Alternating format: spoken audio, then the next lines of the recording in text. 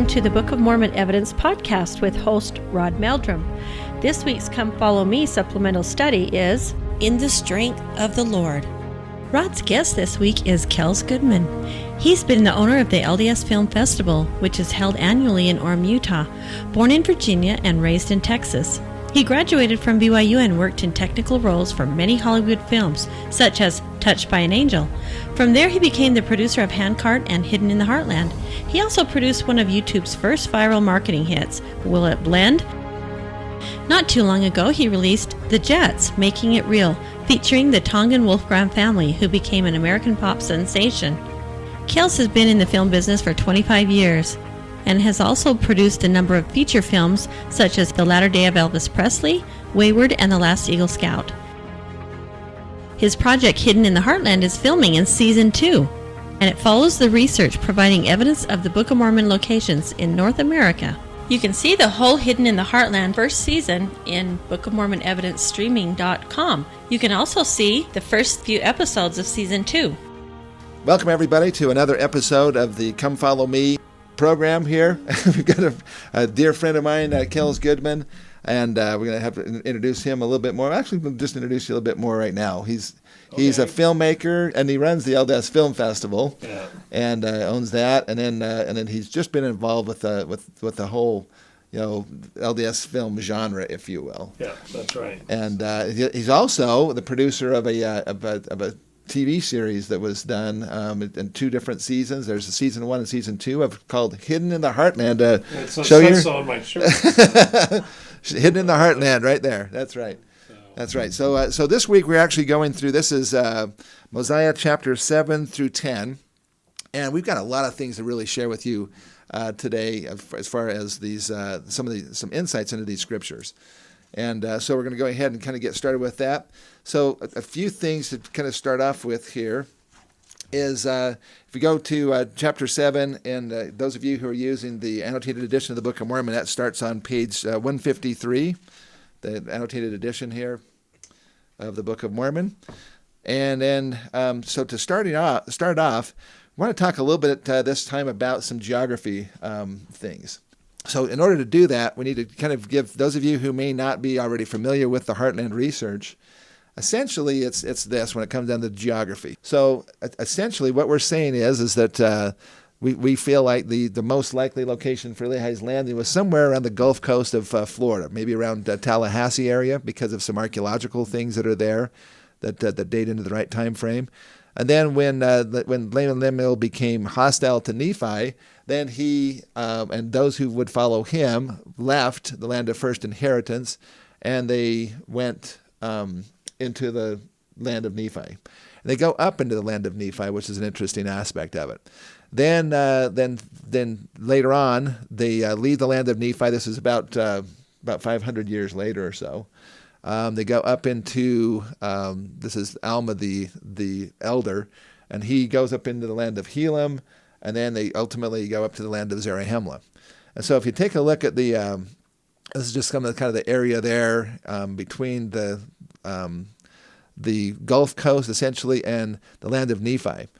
Now, interestingly enough, the land of Nephi area, this is in Mosiah chapter 24. It says, "It came to pass that they departed out of the valley, took their journey into the wilderness." This is we're going to get to these chapters here in the next couple of weeks here, but we're not quite there yet. But this is just showing what is going to happen here in the future, and then that what they're doing is they're flashing back, and we're going to talk about the flashbacks here in Mosiah as well in just a couple minutes.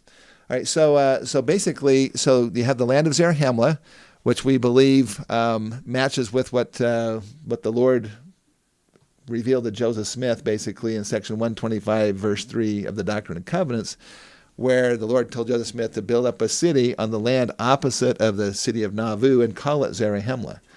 And that revelation was the first time that the term Zarahemla had ever been used in association with the place across the river from Nauvoo, which is basically Montrose, Iowa.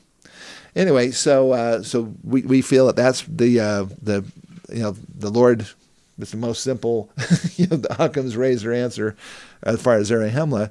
And so in this particular chapter in verse 7, you have the people, it came to pass that King Mosiah he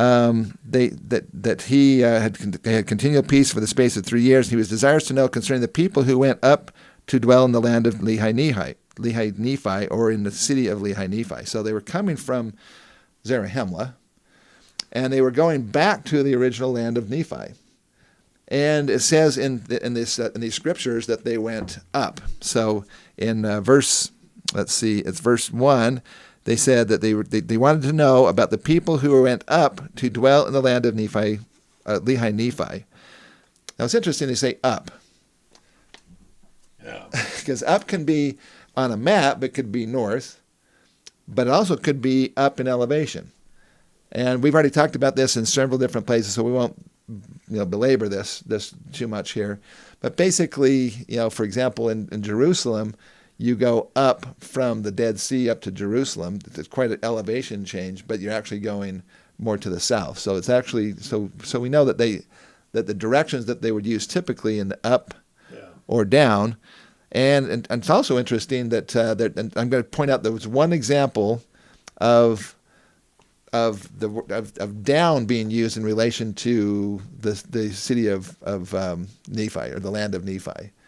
But whenever, throughout the entire Book of Mormon, brothers and sisters, it's really interesting because throughout the Book of Mormon, anytime, I'm going to go back to the slide here. So there's just showing, this is the Appalachian Mountains here. This is the Blue Ridge Mountains, essentially. And this is just showing some of the travel distances and time frames, but this is the one we want to get to here because this is Mosiah chapter 8. Now in chapter 7, let's go through this just a little bit further. So it says, it came to pass that King Mosiah granted 16 of their strong men might go up to the land of Lehi-Nephi to inquire concerning the brethren. So they're going to go up. They're in Zarahemla. By the way, and Zarahemla is north of the land of Nephi area. In several different verses it talks about the land of Zarahemla is north of the land of Nephi. And I have a quick question. Lehi, when you say the land of Lehi-Nephi, is that the same as Nephi, land of Nephi? Is that considered the same thing? Well, the land of Nephi was originally named by Nephi, obviously. That's right. And so, and then they had the people who came after. So I got a question, Rod. I was wondering, we hear about the land of Lehi-Nephi, and then we hear about the land of Nephi. Are they one and the same, or what? Or are they different lands? That's a good question.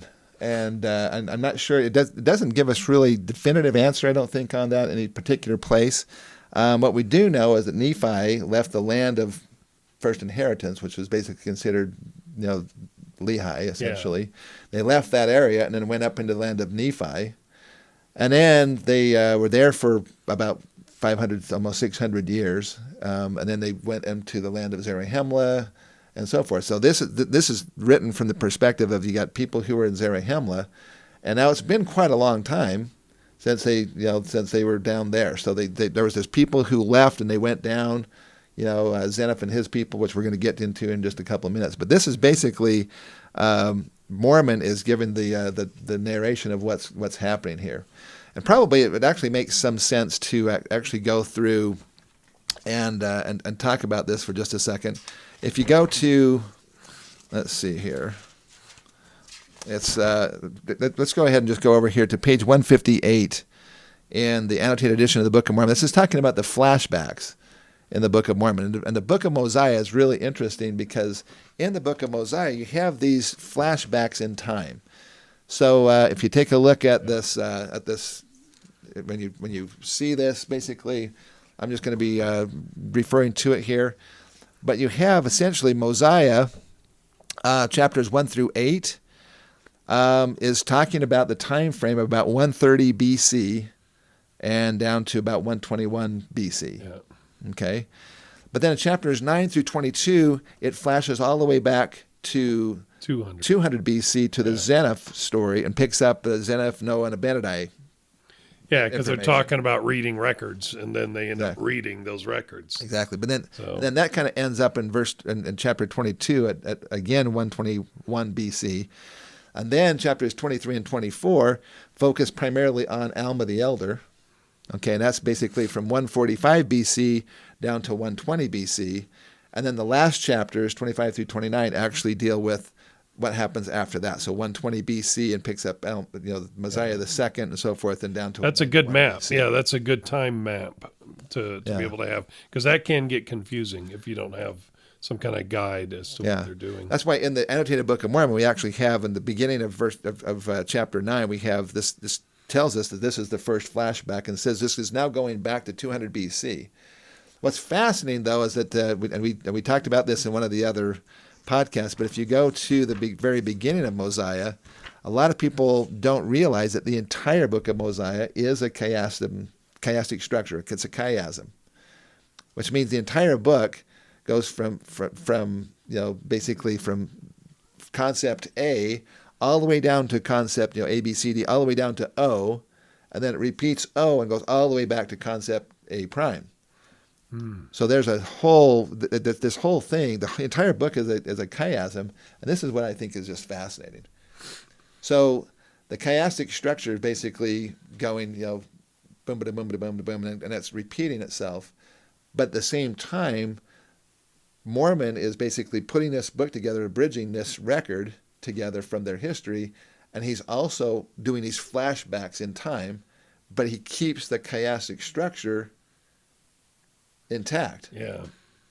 That's brilliant. That's amazing. That's good writing. How did he keep track of all this stuff, right?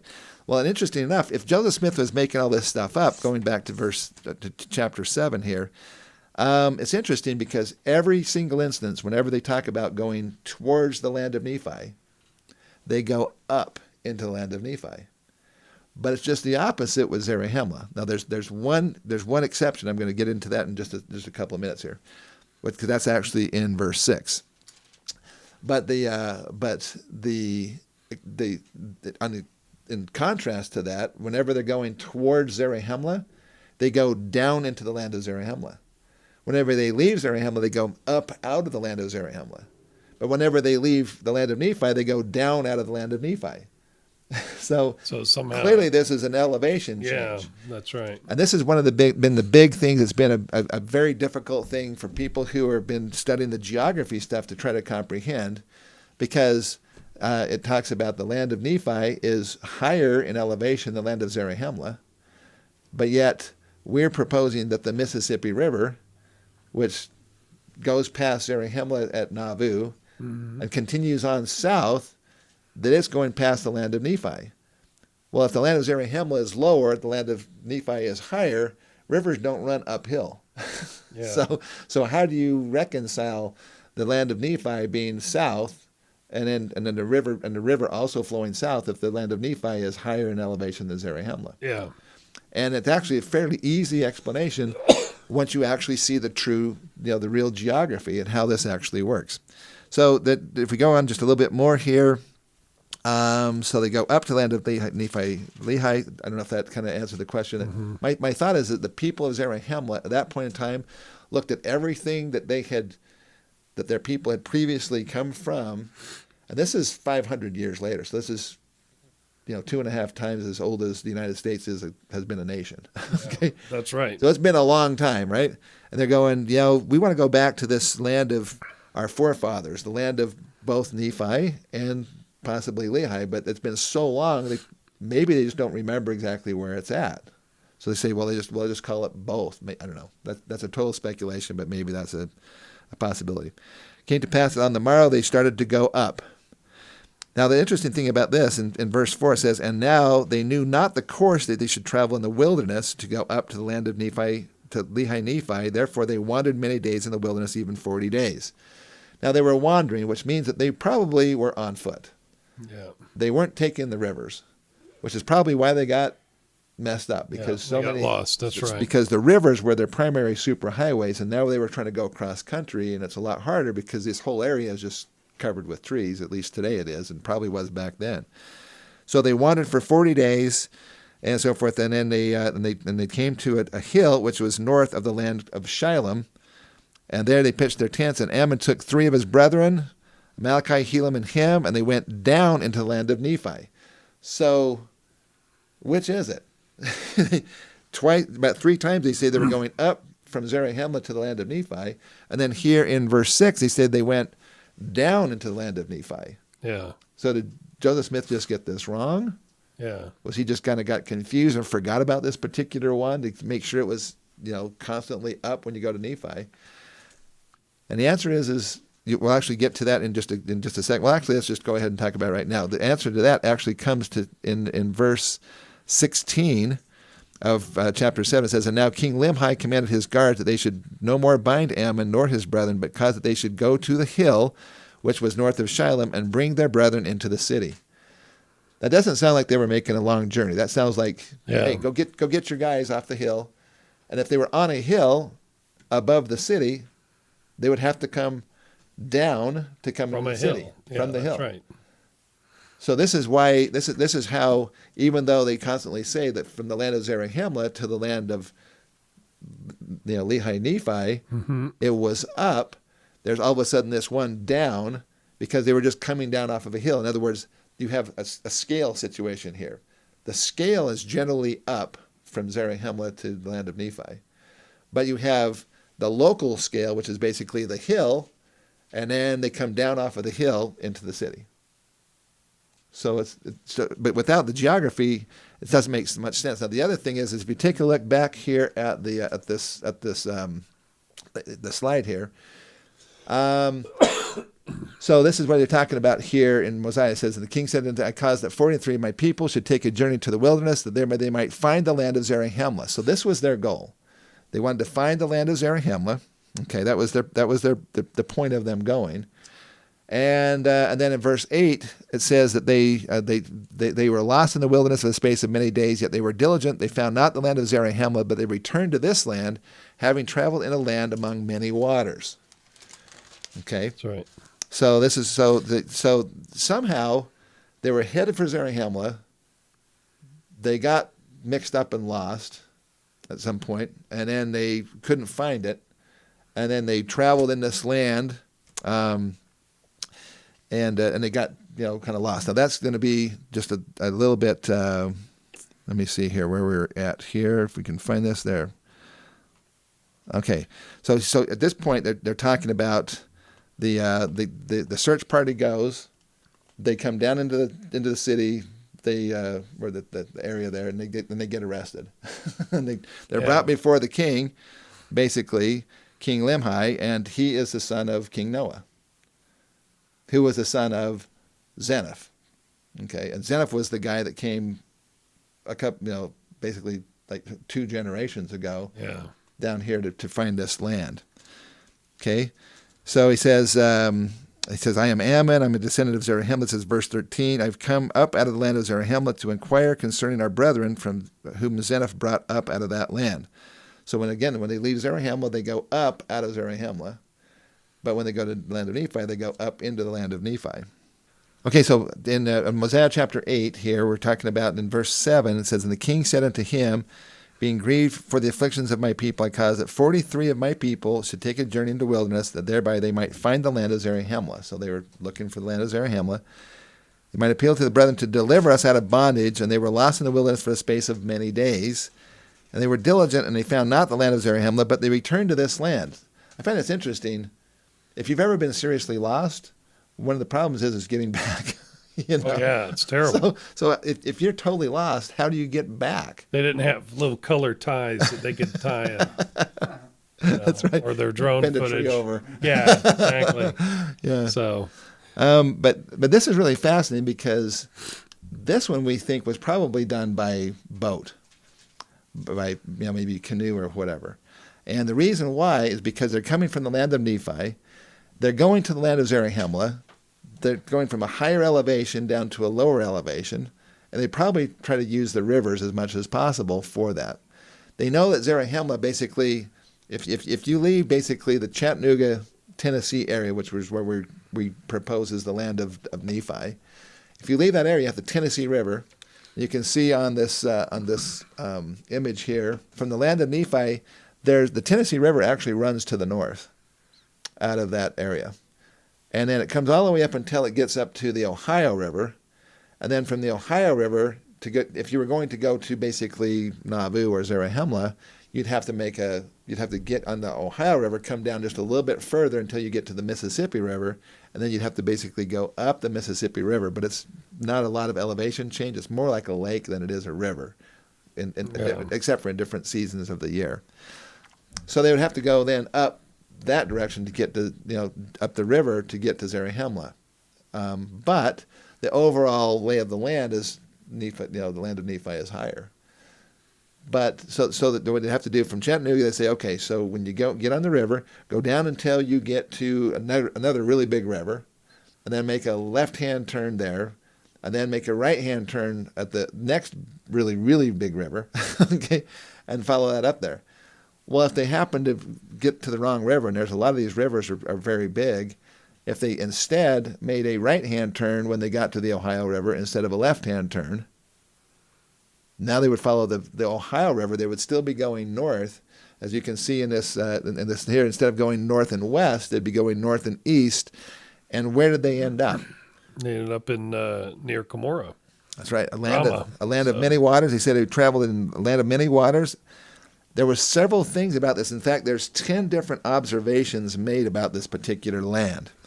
So the first one is they didn't find Zarahemla. So number one, they went so far they knew they had gone past where Zarahemla should have been, and there was no Zarahemla. Well, and this is also evidence that to go from Nephi to Zarahemla had to be a northerly direction because they were going north. And we also know that the Jaredites, when you go to the very first page of Ether, that these were the people of the northern countries. And because they were in the northern countries and Ramah was in the northern countries, they had to be going north. So either way. Exactly. In fact, it says that the Jaredites were brought into the land northward, and Lehi and his family were brought into the land southward. That's right. So we know that that's the relationship of the north and south thing. So they went to the land. They got to the land, not to the land of Nephi, to the land of Zarahemla, and they returned back to the land. So that's another thing. They found their way back. So they must not have had a problem getting back. Yeah. They traveled in a land of many waters. Okay, and of course we have the Great Lakes and all these and all kinds of rivers and so forth. Finger Lakes, tons of waters. Mm-hmm. And they discovered a land which was covered with the bones of men and beasts.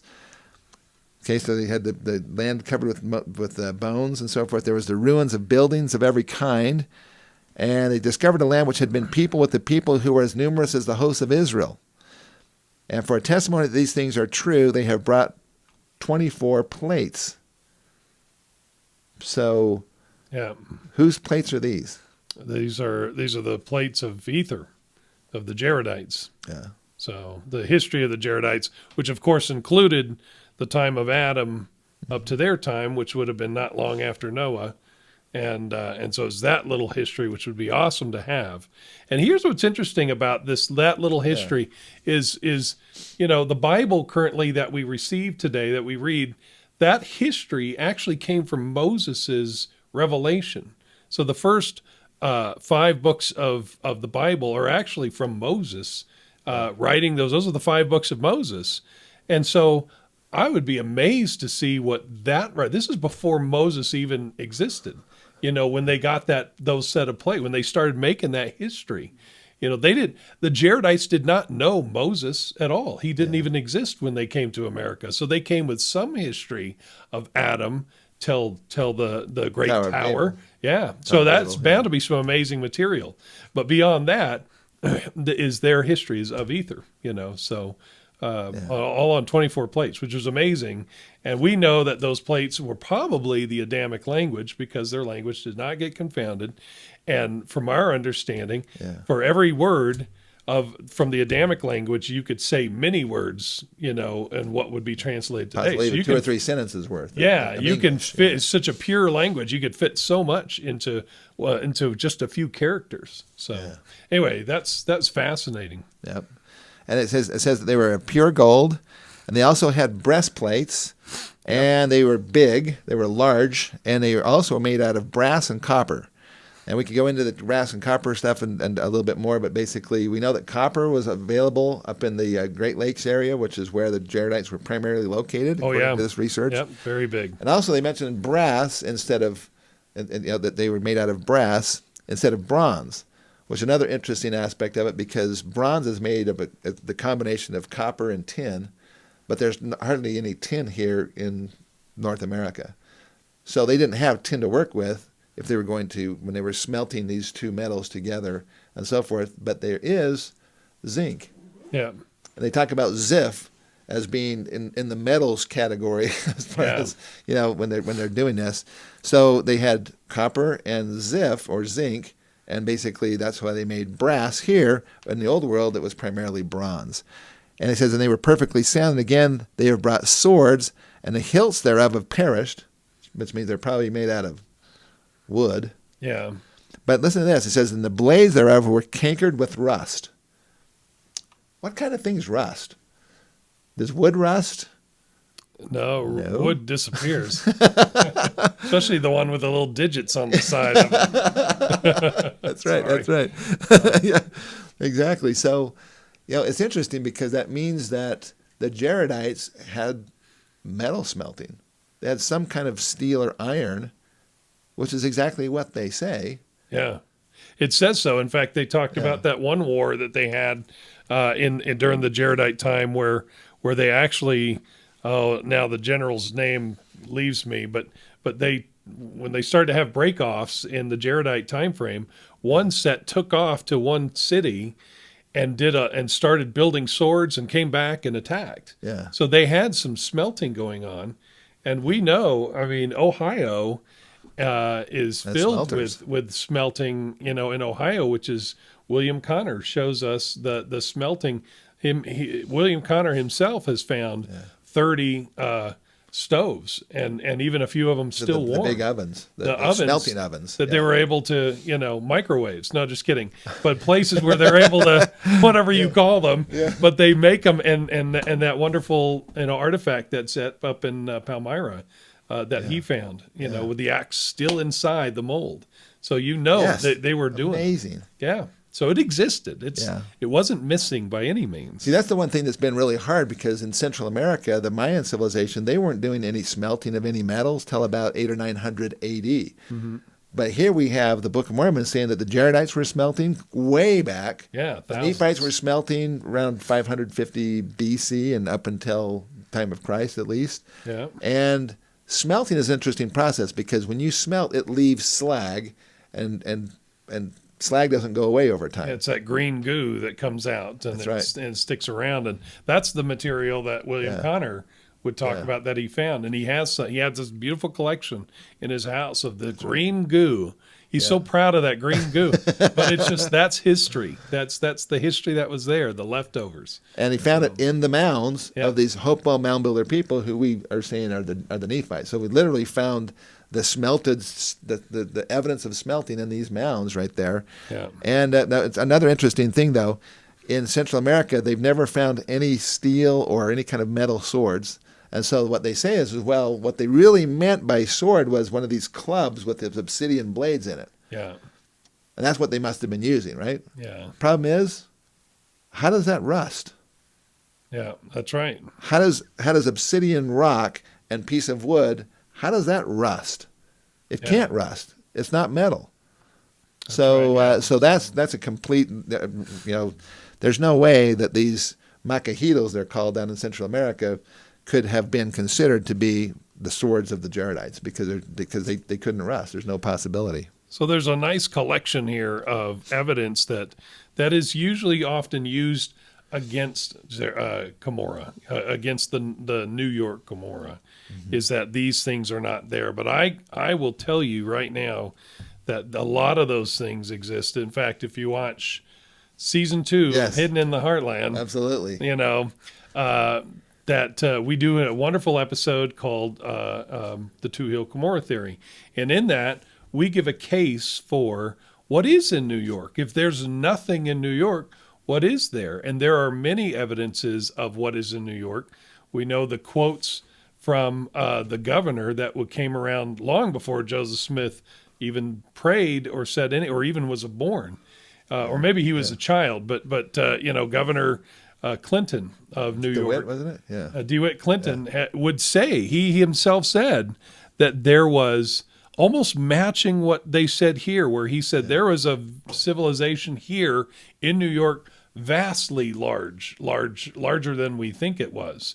And then there are so many other examples that Willard Bean, the fighting preacher, would write that you don't hear about in the Fighting Preacher movie, but you'll read in his writings, of his wonderful book that he wrote about Rama Cumorah, and he quotes, what's his name, Father Bosley, who would just find iron right there in Palmyra. He said he had so much iron that he just found out of the ground that he never even had to go buy any or make any, because it was all right there. So, and then he could refashion it and use it for his own tools, and that's he was an ironsmith, I think, or whatever. He may, blacksmith. So he had the materials right there to be able to do that stuff. He just pulled it right out of the ground. So to say there is nothing in New York is sad, because it's not true. It's so not true. And so what's interesting about this is at the time that these guys found their ruins, the Jaredites weren't long gone yet. Right. That's why their swords would be there, but their hilts would not, because their hilts would have gone away, but their swords would still be in existence, because we're talking only 100 years, if that. Yeah. That when Coriantumr, killed off, and that all happened. They all just kicked the bucket and killed each other, and that wasn't very long before this time when they found them all. But there was nobody to bury them, so they were left on the surface. So their bodies were pretty much gone, but there still was some bones apparently left, and they found these breastplates made out of copper and brass, which would have not decomposed at this point. Now, I think what happens is, and that's another reason why a lot of people are concerned about the Cumorah, the New York Cumorah, is because they found bones, and they found swords, and they found that. A lot of people who are confused about the New York Cumorah think that we should be finding the same types of stuff around the Hill Cumorah, as if all that stuff is still going to be there. And it's not going to be there, because this time frame was very short compared to the end of the Nephite group and the Nephite-Lamanite battles, and then today. So you're not going to you're not going to find anything in New York, in and around. There is stuff to find, but you're not going to find anything of mass like they did here, because it wasn't as recent. Yeah. And so anyway, I just thought I'd throw that in as far as the defense of Cumorah. Being where it is right there in New York, in Palmyra. Yeah, in fact, interesting, because you have an episode in season 2 of this talking about the two Cumorah theory. Yep. Just briefly, for those who may not be aware of the two Cumorah theory, what is this two Cumorah theory? Well, two Cumorah theory is that basically, in a nutshell, there's another Hill Cumorah. And it's somewhere down in Central America, because Hill Cumorah has to be, and this is the confliction that everybody seems to have, is Hill Cumorah has to be near all the other cities. There's this notion that we all think that all the battles happened and all the livelihood in the cities were in Central America, and Moroni just somehow wandered, and then planted the plates up in a random hill somewhere up in New York. But that's not true, because everything had to be near. The hill actually has to be near where they lived. And BYU, our researchers at BYU, where we get our information in Central America, actually agree with that notion. They agree with the idea that Cumorah has to be near the rest of the cities. People went to Cumorah and back. And in just a few months' time, not a couple of years. Not a couple of years, yeah. And so in order to justify Central America being where it all happened, and Cumorah in New York has to be up there, there has to be a second hill. Yeah. And so the story is created, 100 years after Joseph Smith died, or got created the Book of Mormon. They created a story that Moroni buried the plates. Then when everybody died and everything was over, Moroni unburied the plates, huffed them all the way up to New York, and then buried them up there. There's no evidence of that. Mm-hmm. Nobody ever said that. The church doesn't support that. The church doesn't say that. But it's one of those things. That's the two hill Cumorah theory. In fact, I think there's an awful lot of members of the church who don't even realize that by accepting the Central America theory of the Book of Mormon, basically, or geography of the Book of Mormon, you also are accepting the idea that the Hill Cumorah in New York isn't the real Hill Cumorah. Correct. The real Hill Cumorah is someplace down in Central America, just like you were talking about, and the hill up here is just symbolic. Yeah, and for me, as somebody who's kind of a pseudo researcher, I just research as much as I need to get my episodes done. But the Hill Cumorah is probably the single most important, has to be locked in factor when it comes to Book of Mormon geography, because it's the one place that the church agrees that they built a monument, that they said this is where the plates were. So the visitor center. The visitor center and everything. Yeah, that's the one place that we should not be disagreeing on where it is, but we do. Mm-hmm. And that's sad because it's the only place that everybody should be in lockstep and in the church should know, because that's where Joseph Smith said it was. Yeah. So and actually in the geography that we're talking about here, the Heartland geography, if we can go back for just a second back to the image there, you can actually see how this really does work in the geography. Yeah. If you have the people who are in the land of Nephi around Tennessee, they go down the Tennessee, they're up higher, they go down the Tennessee River, then they hit the Ohio River. Now they know that at some point in time they're going to have to go up the river a little bit. Well, instead they go up the Ohio River. They follow that up into the area of the Great Lakes there.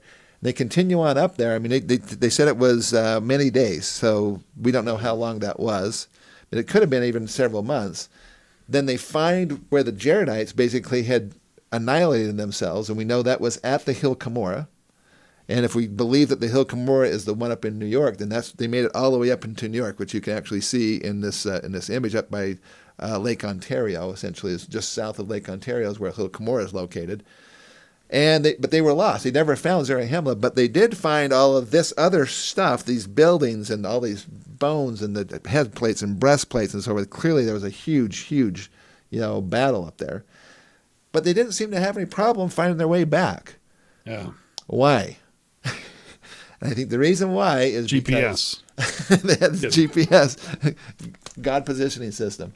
That's right. So basically they go from, if they leave the land of Zarahemla and they follow down along the southern edge of Lake Erie, then they go into river systems that basically dump all of those rivers through that whole area, dump into the Ohio River. Then they just follow the Ohio River down until they find the confluence of the Ohio and the Tennessee River, and then they basically paddle their canoes upstream in the Tennessee River until they get back to the land of Nephi. It's really easy to find their way back, but someplace they took a wrong turn, and they missed the turn that takes them over to the Mississippi River, which would take them up to Zarahemla instead. Yeah. A turn that was meant to happen. Yeah, and it makes perfect sense, and it matches everything in the Book of Mormon here. It was a land of many waters, and it was covered with the bones and so forth, and all of that makes sense in this research. Mm-hmm. So, in fact, here in Helaman, it verifies again. They went from Zarahemla. They went forth to the land northward to inherit the land. They did travel it to an exceedingly great distance, insomuch that they came to large bodies of water and many rivers. Yep. So what large bodies of water are up in that area? Oh, I think there's plenty. And in fact, there's the big one. I mean, there's the Niagara Falls, and then there's the Finger Lakes, and then there's the Great Lakes. And there's so much water up there, coming out of their ears. Yep. To say that there's no rivers or anything is just silly. Yeah. But I know that's one of the arguments that's used for it to not be in Palmyra, and that should be stripped away. That should not even be an issue. There are all kinds of large bodies of water up there that exceed anything that is in Central America by orders of magnitude. I mean, huge. Yeah. So again, just to finish up here with the up and down directions. So the land of Nephi, this is where people get really confused as far as the land of Nephi is up in elevation. Land of Zarahemla is south of there. The Mississippi River goes past the land of Zarahemla. And then comes down to around the land of Nephi. But it doesn't necessarily go up into the land of Nephi. The river doesn't. It basically, the Mississippi River comes down and joins essentially the Tennessee and the Ohio rivers as they conjoin right just a few miles before it dumps into the Mississippi River. And Now all of a sudden it all makes perfect sense. The river does flow south. See, people have said that, in fact, originally, if you looked up in the index of the triple combination and you looked up the word Sidon, it says most prominent river in Nephite territory runs north to a sea. I actually wrote a paper about this and said, where in the Book of Mormon does it say anything about the Mississippi River, or I should say the River Sidon, flowing to the north? It never says it. It says it has east and west banks, but it never says the direction of flow of the river. Interesting. Wow. And so you have to kind of extrapolate which direction it goes. And people say, well, land of Nephi is higher, land of Zarahemla is lower, so it must be a north-flowing river. In this particular case, though, the Mississippi River doesn't flow uphill, but it does flow south, and it goes past the land of Nephi, which is higher in elevation because it goes around it. So when you actually have a real geography that you can place it in, it makes perfect sense. Forgive me. So a couple of things also before we get too far along. You mentioned about the Hill Cumorah. Yeah. This is you got the season or the Hidden in the Heartland season 2. Yeah. But also, this is a DVD that was produced because I was asked to go and speak to the Hill Cumorah pageant cast members about a couple of years ago. Yeah. There's some guy who was teaching all the cast members that the hill that you're doing the pageant on, well, that's not really the real Hill Cumorah. it's a symbolic hill, and it really has nothing to do with the Book of Mormon, other than that Moroni brought the plates all the way up from Central America and buried them there on the side of the hill. Yeah. And so I actually had a guy, the guy that actually played Mormon in the pageant cast. He came and he was talking to me. We were having a discussion there in the bookstore there by the Grandin Press, and the Latter-day Harvest bookstore. Anyway, and I said, well, do you know about this from Oliver Cowdery, letter 7 and all these kind of things? And I started telling him about, well, one of the problems that we have with this Hill Cumorah thing is that there are unrealistic expectations. Like, for example, people say, well, if the final battles of the Jaredites and the Nephites happen at the Hill Cumorah here, where's all the bones? Just like you were saying. Yeah, that's right. Where's all the swords? Where's all the armor? Yeah. And because it's like it's not there. And so I started to go through and actually explain what is realistic. It's not realistic to expect bones, for example. It's not. That's right. In fact, in Hidden in the Heartland, we kind of go into, I think we talked about this before a little bit, about, we used an example of the Civil War. And the biggest battle was the Battle of Antietam. Mm-hmm. And I think it's up in, it's in Maryland or New Hampshire, somewhere up there, where it's 22,000 dead in one day, during the Civil War, which is enormous. Yeah. And that's only 160 years ago. And yet you can't find almost nothing there except for what was preserved. It's now this beautiful park. They've picked over and they've taken everything, and there's no bones laying there. And that's 160 years ago. You're talking 1,600 years ago, and you expect to find anything, and you should not expect to find. That should just cancel out on your mind. Yeah, that's part of why the Hill Cumorah is not an archaeological find.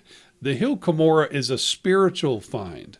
It's what a prophet of God said is where it is. It's not a hill that archaeologists say, well, this is the hill. It's a hill that Joseph Smith said.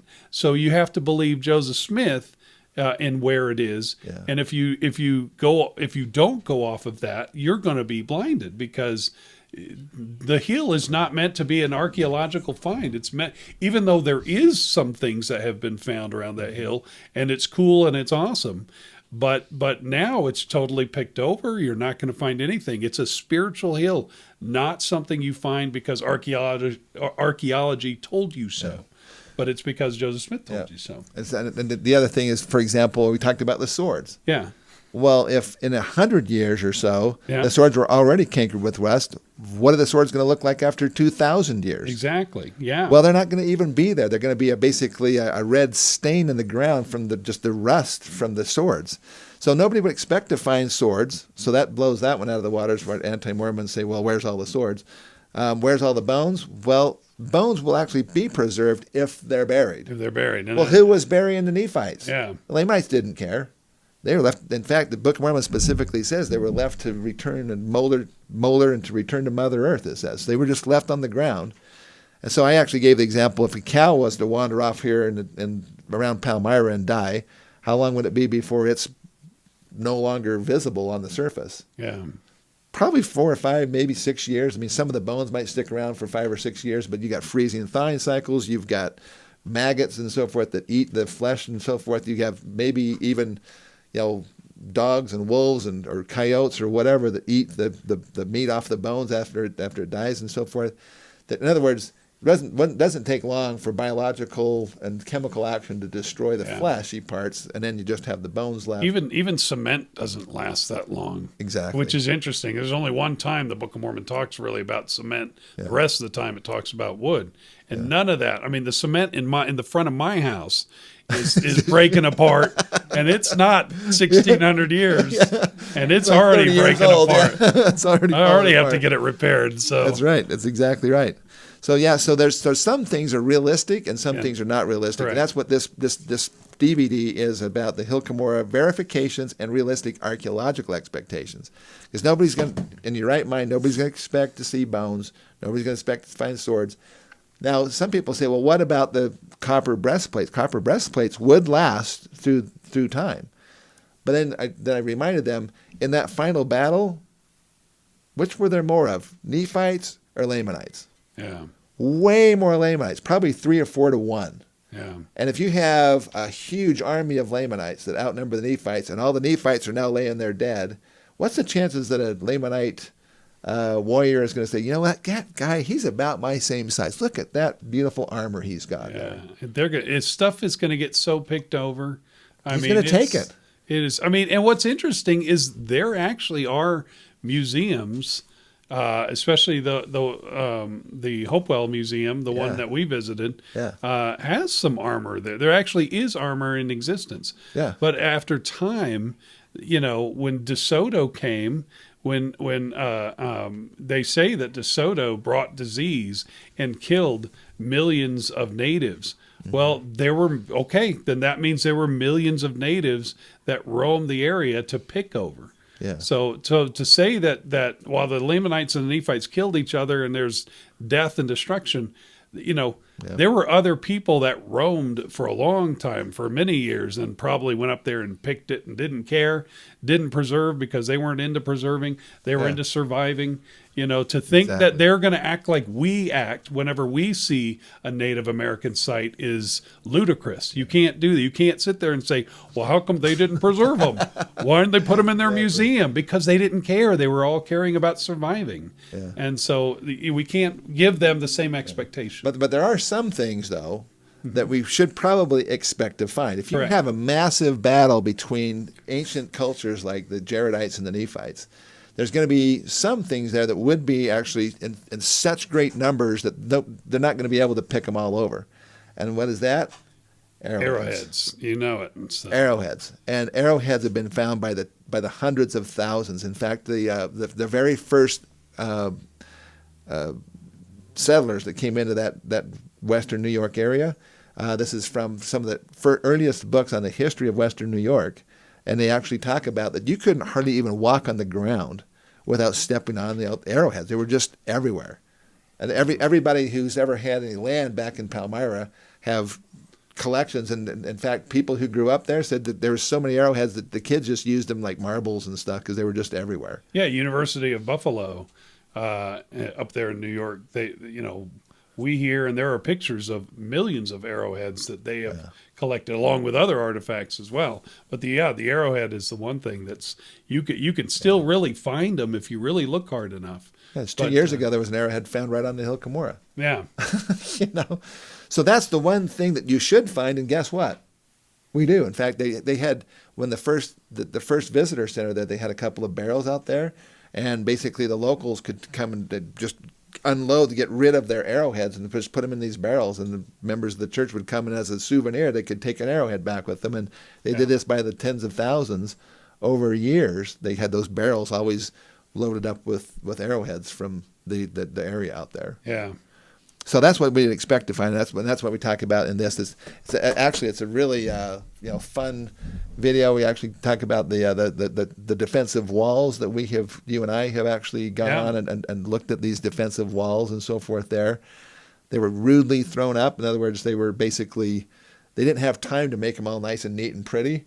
They just quickly threw up defensive structures all around the Hill Cumorah, and we've been out there and seen it. It's amazing. All right, we need to keep going here though. Forgive me. Okay, verse 13. Now, Kels, Yep. you had some things you wanted to talk about with this, and this is now Ammon. This is kind of fascinating. Yeah, Ammon is, the king is saying, they found these records, and the king is like, well, how are we going to read them, because they're in a language they don't understand. Obviously, they're not Egyptian. Obviously, they're not Hebrew, because they could have been able to read it. Mm-hmm. And Ammon's like, well, hey, I know somebody, and his name is Mosiah, and this guy has the power to be able to translate. And what he did was he was able to say, well, how does he translate? And he brings up the Urim and Thummim. Now, I haven't done a lot of research on the Urim and Thummim. I know it's not just a Mormon thing. There's actually Jews that talk about the Urim and Thummim, and even in the Bible, the Urim and Thummim in the early days of Moses. But, so I throw out the question as to, and again, I don't have the answer, so I'm going to throw out the question of how did Mosiah get his Urim and Thummim? And where did he get it from? Because I would be very curious. There have been some people that have actually theorized that there's actually more than one Urim and Thummim that have been around. But Moses, I know, had a Urim and Thummim. So how they got from Moses to Mosiah, if it's the same one. If it's not, then I would be very fascinating to find out more about the history, because the Urim and Thummim, we know, is something that you can't just use. Anybody just can't be used. You actually have to have that power, gift, that gift that's given by God. Very, very select few people in the world have been able to even ever use the Urim and Thummim. And so how did he get it? And so that would be a fascinating question to study sometime, where Mosiah actually got that. Was there anybody else that received the Urim and Thummim during this time of the Book of Mormon that you know of, Ron? I'm just trying to think that basically you have the Urim and Thummim, basically the interpreters, they're calling it here. And they call them interpreters. In verse correct. 13 says that they can look and translate all records that are of ancient date, and it is a gift from God. So who basically got them these interpreters? Yeah, it was the Lord. Basically, it was God. Basically, yeah. And these things are called interpreters. It says that nobody can look in them except they be commanded, unless they do what they shouldn't, look for what they shouldn't look for, and then they get because these are the same interpreters that Joseph Smith eventually received, correct? Are these the exact same? Well, that's just it. So God made interpreters for the purpose of making these translations. Yeah, that's right. And then God makes sure that the Jaredites they have interpreters. Yeah. And then the Nephites have these interpreters. And then somehow God makes sure that they get down to Mormon and then to Moroni. So Moroni actually makes sure that these things are in the box. For what purpose? Yeah. With the go box. To go with the plates wherever they go, wherever the history would go. It would seem like it would be for the very purpose of being able to translate, right. what those plates. So that's why they have to be together. They always have to be. It's like a computer and a monitor. Sometimes you can have the computer tower, but if you don't have the monitor to read it, how good is it? What good is it? Yeah. So exactly. So basically, they had the interpreters there with the plates to make sure that Joseph would have the instrument that God prepared centuries ago. Yeah. To be able to do the translation. And that's why I got to give a little shout out here to the Stoddards. Basically, there's a book. In fact, there's two books now, and I want to share this. One of them is called Seer Stone versus Urim and Thummim. Joseph Smith, Oliver Cowdery, and the Lord consistently talked about that the translation of the Book of Mormon from the gold plates to the Book of Mormon happened through the gift and power of God and using the Urim and Thummim. Not once did the Lord, Joseph Smith, or Oliver Cowdery, the ones who were actually involved in the process, did they ever say anything about using a peep stone in a hat or a seer stone. Now the interpreters, they said, well, maybe the interpreters are considered to be seer stones, and that's maybe a possibility because they talk about the interpreters being, that a seer is a person who has these interpreters. It also talks really. Let me finish off here with the starters. They basically, in this book, they basically show the historical documentation that shows that the entire idea that the Book of Mormon was done using a peep stone set in the bottom of a hat, and Joseph Smith would stick his face in it and read off the peep stone. All of that comes from basically either rabid anti-Mormons or disaffected Mormons long after they was involved. So that's the Emma and David Whitmer and so forth. Later on, 40 years after the fact, they had interviews and they said, well, yeah, Joseph Smith used his peep stone in a hat. But the earliest people claiming that was from a book called Mormonism Unveiled, which is a rabid anti-Mormon book that was published back in Joseph Smith's day, and they said Joseph Smith used his peep stone in a hat. When Emma said that, she was actually, by that time, her son, Joseph Smith III, was now the quote-unquote prophet for the reorganized Church of Jesus Christ, basically. And then David Whitmer had long since apostatized, and he was basically saying that Joseph Smith was a false prophet at the same time he said, and by the way, Joseph Smith used the stone in a hat thing. And that whole narrative has come down through historians who want to change the church's history. As I was growing up, I'm old enough, and so forth. But I've talked to people who are older than I said, when you were taught how the translation process happened, what were you taught? And without question, they say it was done to the gift and power of God using the interpreters, basically the Urim and Thummim. Not once was it ever mentioned to me as a young man going through seminary and institute and so forth that this was this rock in the hat theory. That's all very new. It's a new progressive history that is being foisted upon the church, and it's all coming from anti-Mormon sources that are being used as the foundations for that understanding. In fact, there's a new book that just literally came out about a week or so ago by the Stoddards. It's called Faith Crisis, We Were Not Betrayed.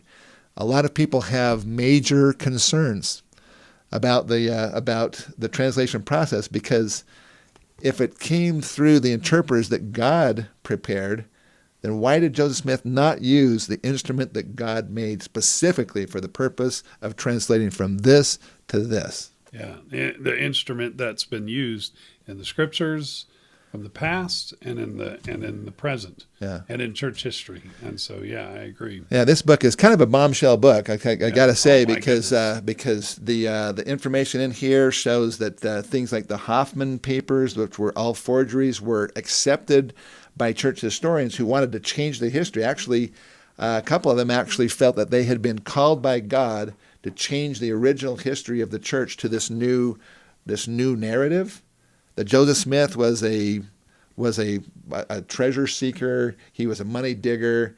His family were dysfunctional, and really tearing down the character of Joseph Smith and his family. I'm not sure exactly why, except to make us feel like, well, he's more accessible to us because he's kind of got all these foibles just like we do. But the problem is that the historical information in it is not actually accurate.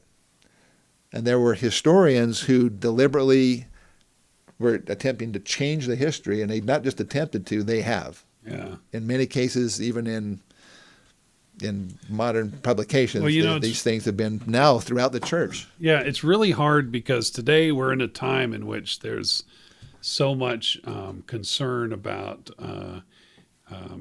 feelings and being able to tell people to when Christ loved his enemies, but he didn't accept what they did. He didn't say, "Oh, you're right." I was just, I don't want to make you feel bad or anything. He loved them, but then he was like, but I'm not changing my gospel for you. And I think that's what we were seeing over the last 200 years in the church, is we're seeing some harsh times that Joseph Smith had to go through. Yeah. And now today we have the soft version, I think, of what we remember in the past, or some harsh moments that we're now looking at and saying, "Oh, why did Joseph Smith do that? And why did Emma act that way? And why did Brigham Young do this? And didn't you can't use the same mentality that Brigham Young had in today, because they were living like pioneers, and or they were living like getting kicked out of the country. Joseph Smith, or the Mormons were kicked out of the United States. Let's be clear about that. If there's any group of people that need reparations, it would be Mormons, but we don't ask for them. We don't care about it. We forgive and we forget and we move on. Move on. That's right. But if we were to get kicked out again today, it would be an interesting situation. But for sure. Yes. Where are we going to go? And so, but I just think that there have been these people that have snuck in. I don't know who they are. I need to do the search myself, and I'm very fascinated. I can tell you quite a lot about it. Yeah, I can't wait. I just got through reading this book this morning, although I had already read about 90% of it prior to that, because I actually gave an endorsement on the book. Yeah. Well, that actually finished reading it because I had some editing that was that actually leads us to the next topic. Maybe this is a good bridge to chapter 10 of Mosiah. Yep. And so we move on over there. Yeah, we'll zip on over to 10 of Mosiah, and we know that this is after Laman dies, the King Laman, and then the fighting ensues with the Lamanites. And one of the fascinating, and I marked it up like crazy in my book, because I really wanted people, when you're talking about using the Book of Mormon in our day, this is chapter 10 of Mosiah is a perfect example, especially when you get into verse 12. Chapter 10. Of chapter 10, where it says, they were a wild and ferocious and bloodthirsty people, believing in the tradition of their fathers, which is this, quote, believing that they were driven out of the land of Jerusalem because of the iniquities of their fathers, and that they were wronged in the wilderness by their brethren, and that they were also wronged while crossing the sea. That's them cursing Nephi and Lehi and the things that they did, changing history, shifting it, saying they were wrong, and saying, can you just imagine the political correctness of these guys sitting there talking about Nephi and Lehi? They're talking to them like they were talking about Columbus, or they're talking about our founding fathers of the United States, how they're all racist, and they were all bad for doing this and bad for doing that. And so that same history shifting was going on here, which is also going on even right in our own little time frame in the church, where now we're taking Joseph Smith and making it look like he was a money grubbing, jerk, I guess. Cultist, Yeah. And so I think it's amazing that you're seeing that right here in the scriptures, that they were trying to change their own history, and you have to do that. You have to change history in order to be the leader of your nation. How important is history, folks? I mean, I want to just talk about this for just a couple seconds, because, for me as a kid growing up, who cared about history? It's old stuff. I just care about what's in the future. What's that's what there. But look at how critical a true history is. I mean, Lehi actually sent his boys back and put their lives at risk so they could go back and get the brass plates. Why? Because he wanted to have the true history, so that it didn't get messed up over the course of time by orally, passing it down and down and down, playing telephone, So that was important. You have this situation where the Lamanites, they feel like they were wronged, and so forth, and that was their interpretation of their history. Yeah, they were wronged. Yeah, they were dragged to America. They didn't want to come. They didn't want to be here. But nobody forced them on the boat, as far as we know. Exactly. As far as exactly. As far as we know.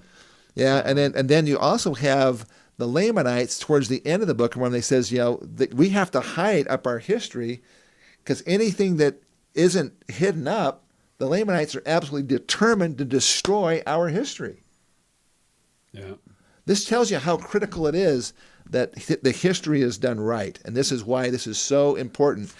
Brothers and sisters, I hate to report about this, but this book basically talks about how there were a number of at least a couple of actual church historians who literally did not have a testimony of the gospel, did not believe that Jesus Christ and God the Father actually appeared to Joseph Smith, didn't believe in the creation of the earth, didn't believe in, actually believed in evolution, that we came from lower life forms and so forth.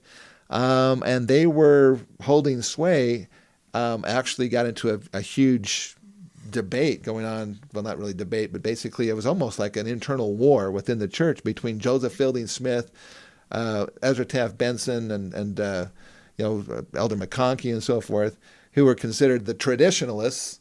And then there was this new group of intellectuals that were kind of coming up through the ranks, that basically took these positions. And then one of them, Leonard Arrington, actually got himself fired from the church history department, went down to BYU and started instead to indoctrinate the kids and the students at BYU to raise them up to have these same progressive, very liberal, socialist in many cases, ideas.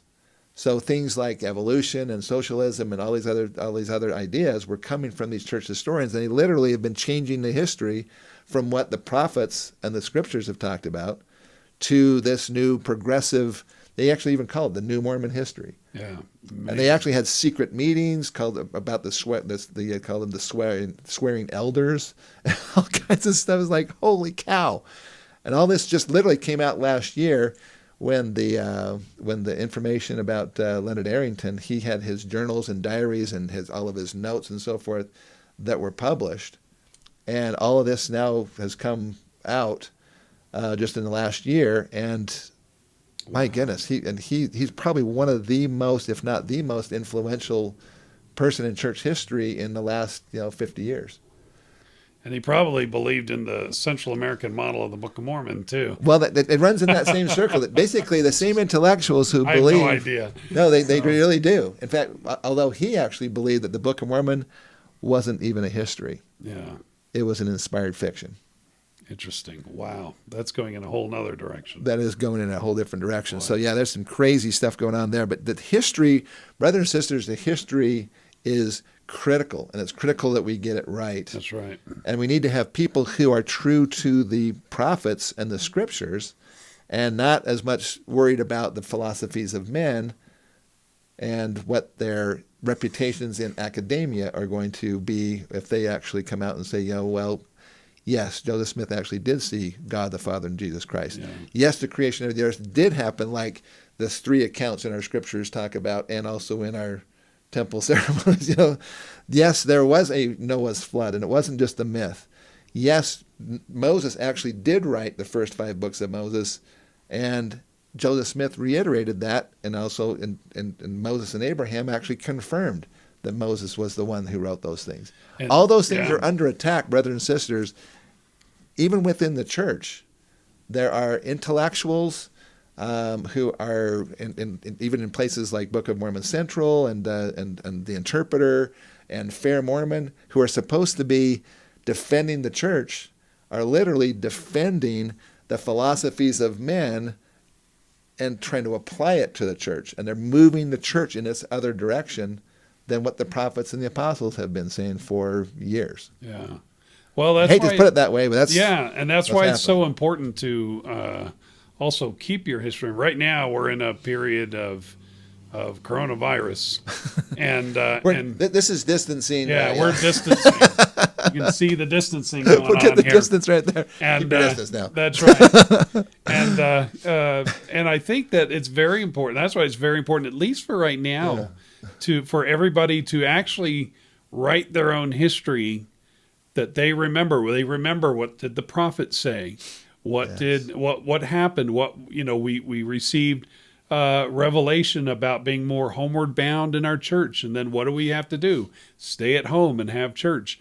And so these are some memories. These are some events that you want to keep and pass on, so they are not forgotten in the future with your children and your children's children, because keeping that history, we see here just literally a few generations, and they've already changed the history. Yeah. We see it here in church history, that the stories get changed and shifted to be able to fit a model that people have, and there are just those that do not like the church, and we have to be able to always win the war of information to make sure that the truth is always there.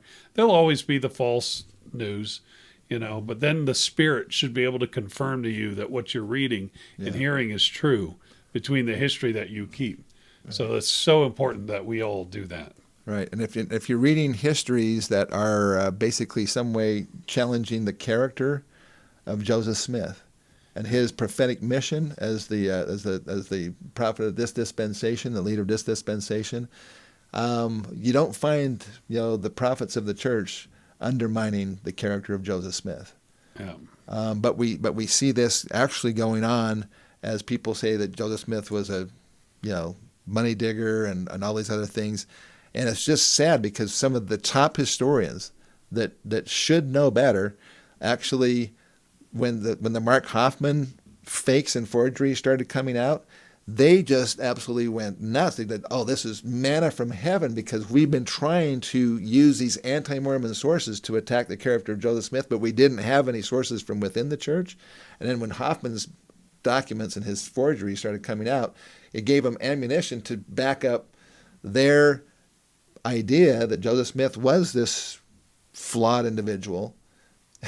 So they in fact, it's interesting because in this book they actually talk about how that the historians were the last ones to finally admit that Hoffman's stuff was fakes and forgeries. In fact, they were the ones who had authenticated in many cases these forgeries that Hoffman was doing. They said, "Oh yeah, this is absolutely an authentic document. It's the real McCoy. It's the real deal." And it had these weird things like a white salamander in the first vision. Yeah. That's they're like, what the heck is that? Yeah. But the historians were totally buying it because it fit their narrative of this new Mormon history that attacked the character of Joseph Smith. Later on, when it was found that they were complete forgeries, like I said, the last ones who finally admitted that they were fakes were the historians.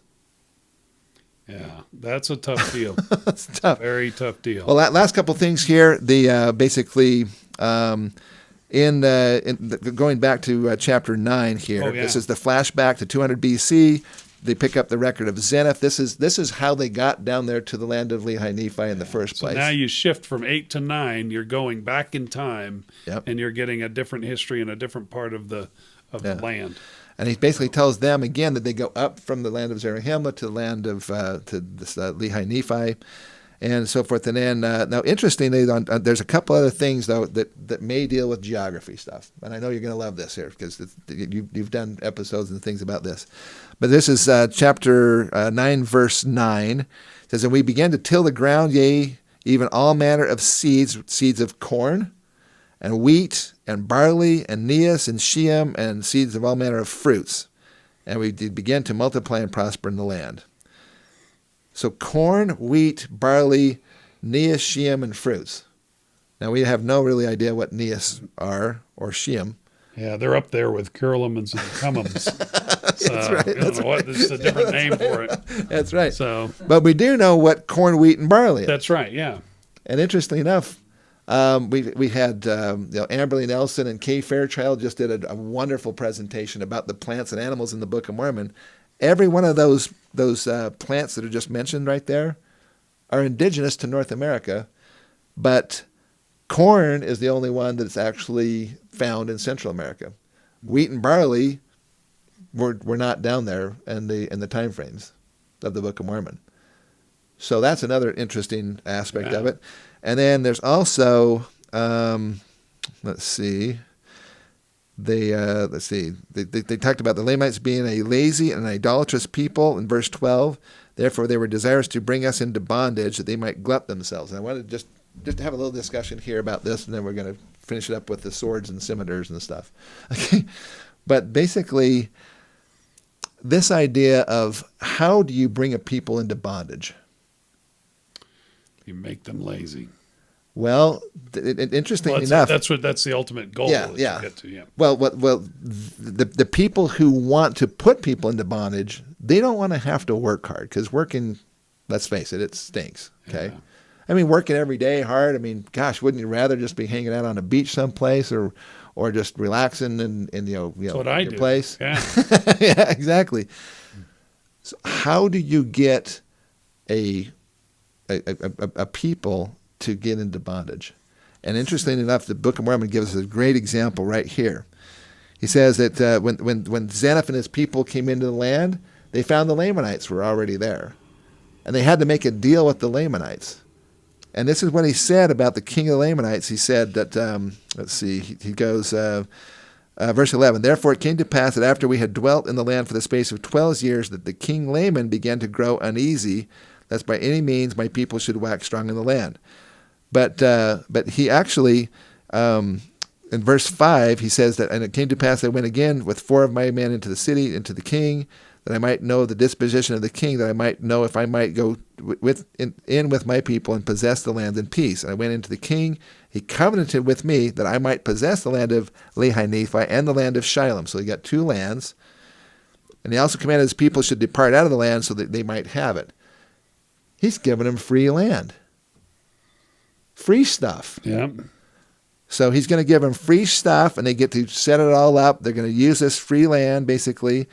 Okay, so I just finished talking about the getting truth, and then we just now you're like, okay, let's talk about the last thing, which is chapter 9, and getting into a little more, where you started diving into verse 5. That's where you left off, where we were talking about land. Okay, yeah. So sorry, I didn't mean to throw you off on that. No problem. Figure that's a good place to start. Okay. So one of the things I wanted to talk to you a little bit more about and just kind of have a little bit of discussion about is, how do you go about enslaving a people?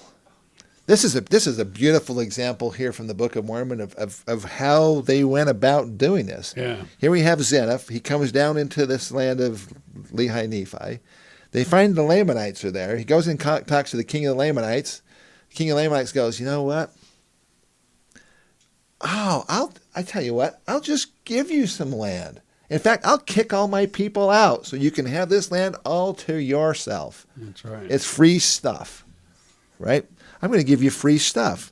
So he basically says that, it says in verse 5, it says, "It came to pass that I went again with 4 of my men to the city and to the king, that I might know the disposition of the king, that I might know if I might go with my people and possess the land in peace. I went into the king, and he made a covenant with me, that I might possess the land of Lehi Nephi and the land of Shilom." So he got 2 lands. So that's and the land of Shilom is just north of there. That's right. For the price of none. And he also commanded that his people should basically get out of the land so we can have it by ourselves. And he says, and then we started to build buildings and to repair the walls of the city that was originally there with Nephi and those after him. And they do all this stuff, and they find this, they talk about the plants and so forth there. But this is verse 10. This is an interesting thing. Why did the king of the Lamanites give him free land? Well, it tells us right here, "Now it was the cunning and the craftiness of King Laman to bring my people into bondage." Yeah. Isn't it interesting? Free stuff. Everybody thinks, that's a good deal. Free stuff, and we get all this free. Everything's free. Oh, but there's a price to pay. Yeah. And in this particular case, the price was that he yielded up the land that we might possess it. Therefore, it came to pass that we dwelt in the land for the space of 12 years, and he began to grow uneasy because his people were getting really, really powerful there. And this is one of the keys. The people who want to put other people in bondage usually want to do that because they don't want to work. Yeah. It's a lot of work to work. Yeah. And they don't want to do it. So they said that the reason why is that because the Lamanites were a lazy and idolatrous people, therefore they were desirous to bring us into bondage, that they might glut themselves with the labors of our hands, and they might feast themselves upon the flocks of our fields. Therefore it came to pass that he began to stir up his people, and then they were paying a huge tax, which they started to tax the people. And isn't that interesting? And I just put it in our day. So many times that's the draw. of socialist and communist ideas, basically, is the idea of free stuff and security. Yeah. But this old adage, "there's no such thing as a free lunch," really comes comes into play here, because they got free land, but they also had to start paying the taxes. And when they submitted themselves to the taxes of King Laman, then he could adjust those taxes up or down as he wanted. Yeah. Well, what's amazing is how bringing people into bondage socially like that, when you get a lot of people in one area, and today, in the day of COVID, we have that discussion where we know that places where it's heavily populated are going to have a lot of people sick and ill. Mm-hmm. And whereas you go out to North Dakota or something, and you're not going to get near as many because they're separated. And it's important for people to not always be in a large group together, because then it requires less people to have to do as much. It you get the few that actually will bring in the food, and everybody else simply pushes a button and gets their food. And they don't know where that food comes from. And so thus you start to become lazy. And so laziness, how do you show, imagine a Hollywood movie. Tell me a Hollywood movie where the bad guy enslaved people with laziness and promises, and then turned around and taxed half of them, and made it fine. Most of the time when you think of a bad guy in a Hollywood movie, you think of somebody who just comes with men with guns and tells everybody to stand against the wall and give me all your money and do what I say or I'm going to kill you, and then they're in bondage. They think that's the way it's done. But because the lazy way is attractive, it's hard to show that in 2 hours' time, which is how, when people think. In our time, it's hard for us to see that, there'll be politicians or there'll be people who are pundits or whatever that push for, it's for the people. You are so harmful by not giving somebody free stuff. How dare you? Mm-hmm. It's a shaming aspect of not being able to help people. When serving and helping people and giving people stuff should be something that's not forced upon us, but it's done by gifting, which is the way the Lord tells us to do it, the way the Savior does. In this case, who knows what kind of words King Laman used to be able to say, "This is for you. I'm doing this for you. Come on, guys, let's go and help. We're these brothers. People. We're brothers, and I'm here to help you, and I love you." And if somebody spoke up, somebody had to be in his kingdom spoke up and said, "Hey, Laman, I don't think that's really good. Be quiet, you dissenter, you," and and just went on with it. Can you imagine if somebody were to have done that, to dissent against King Laman in doing this, because that would be considered bad, but at the time looked really good. Looked like, well, we're here to get help, and when really what we're doing is we're losing the gospel of work. Because the gospel of work. What was the one of the commandments from Adam and Eve when they were, removed from the Garden of Eden? He says, "From now on, by the sweat of thy brow, you're working, baby. Will you eat bread?" That's right.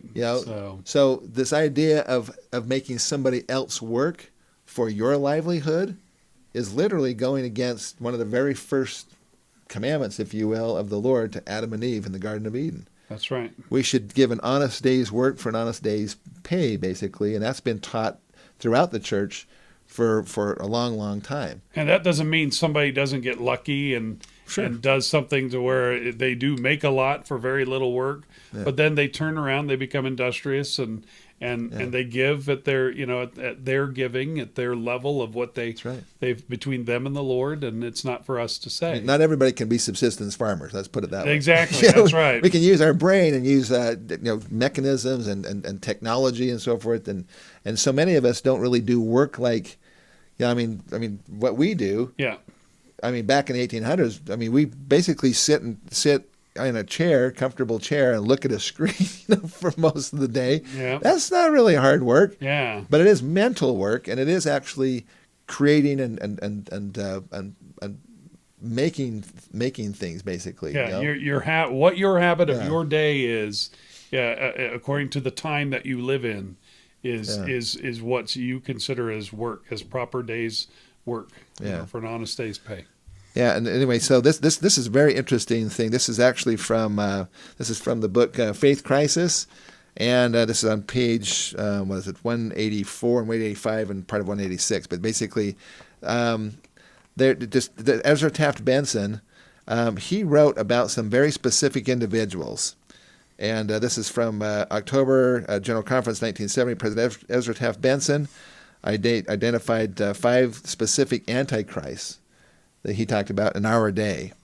And they said, let's see, so he says, as a watchman on the tower, I feel to warn you that one of the chief means of misleading our youth and destroying the family units is our educational institutions. Says President Joseph F. Smith referred to false educational ideas as one of the 3 threatening dangers among our members of the church. There is more than one reason why the church is advising our youth to attend colleges close to their homes where institutions of religions are available. It gives the parents the opportunity to stay close to their children, and if they have become alert and informed, as President McKay admonished us last year, these parents can help expose some of the deceptions of men like, and he specifically names them out, Sigmund Freud, Charles Darwin, John Dewey, Karl Marx, John Keynes, and others. Today, there are much worse things that can happen to a child than not getting a college education. In fact, some of the worst things have happened to our children while attending colleges led by administrators who wink at subversion and immorality, unquote. So these are the 5 antichrists that President Benson basically identified.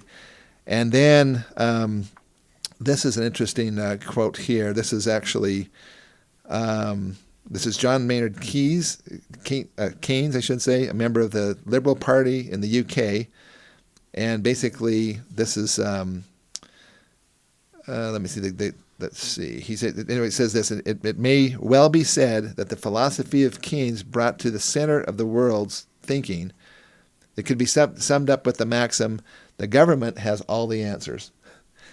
Keynes thought he had proved that government intervention would move the economy, government guarantees would stabilize the banks, government protection would satisfy the labor unions, government regulation would stabilize transportation, travel, media, housing, mortgages, pension funds, and retirement plans, and 1,000 other things to which the government is now called upon to produce stability.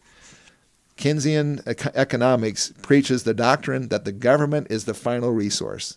It can answer every problem. It can create something out of nothing, namely prosperity. What can this mean except that the government is God, unquote. Yeah.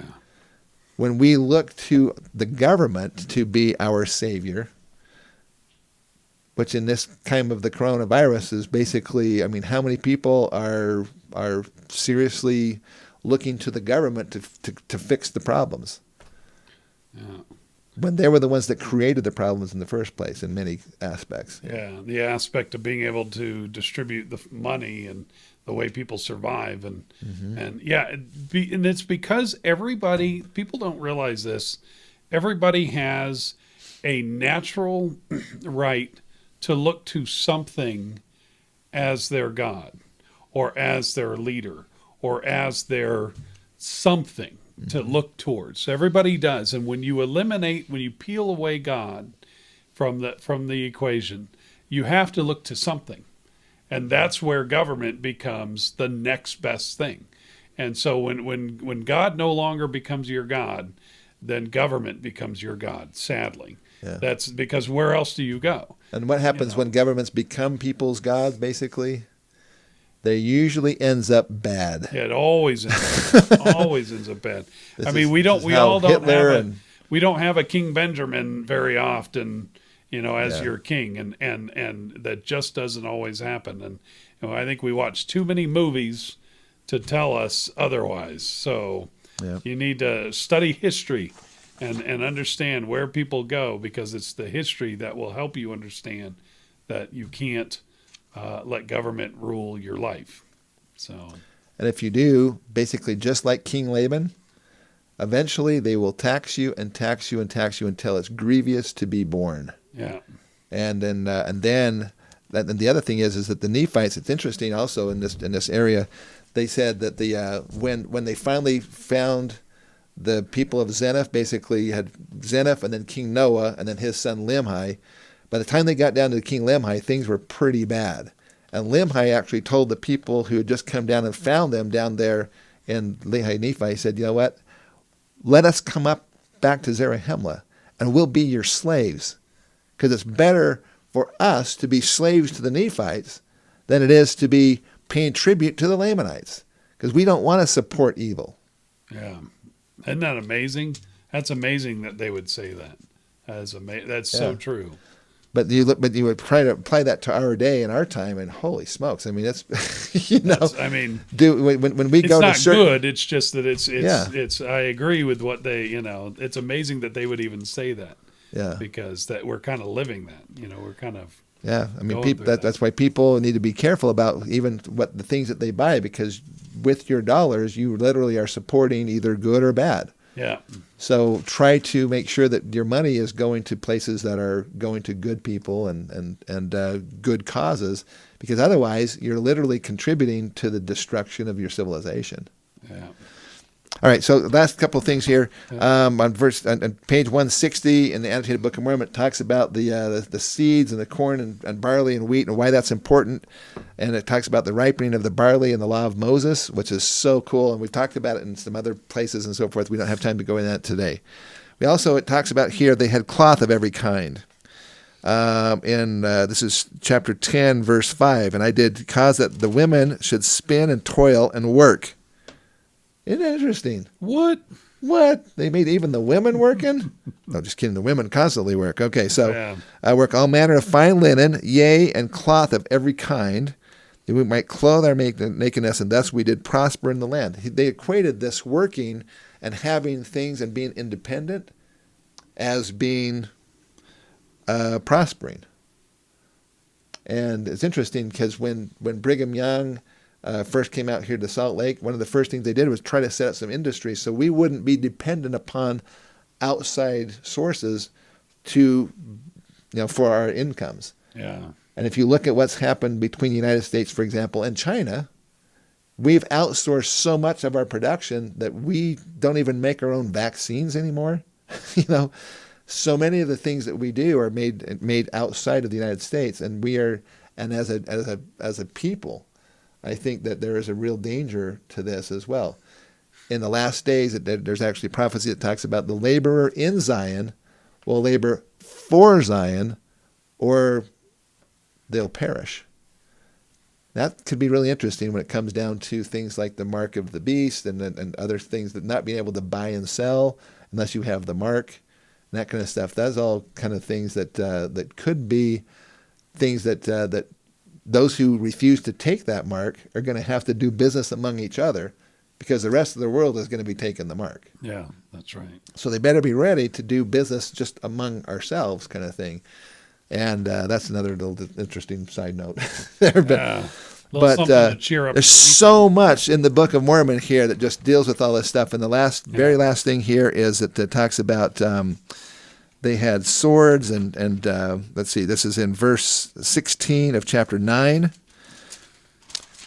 The bows. It says, and it came to pass that I did arm them with bows and with arrows and with swords and scimitars and clubs and slings and all manner of weapons, which we can invent. And I did go forth against the Lamanites to battle. So these are all things that they made. If they made bows and arrows, well, bows are not going to last for very long, but arrowheads will. Yeah. And we find those literally everywhere. Yeah, we talked in the heartland of America. That they were, they're in mass numbers because they're rock. Basically. Yeah, and not just around Hill Cumorah, but literally everywhere throughout the entire Midwestern part of the United States. There's just been millions upon millions of these things have been found, and they're just everywhere.